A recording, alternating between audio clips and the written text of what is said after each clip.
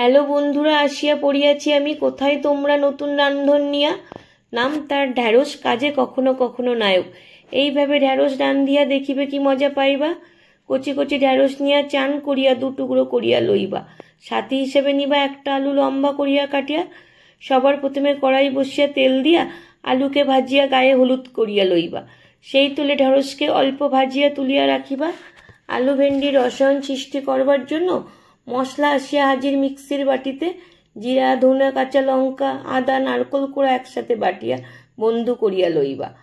কড়াইতে তেল দিয়া লঙ্কা জিরে ফোড়নে ফেলিবা। সুগন্ধ বার হইয়া দিলে দেবা বাটা মশলাটারে। সাথে দেবা নুন, হলুদ, লঙ্কার গুঁড়ো মিশায়া। রসায়নটাকে গাঢ় করার জন্য দিবা অল্প অল্প জল।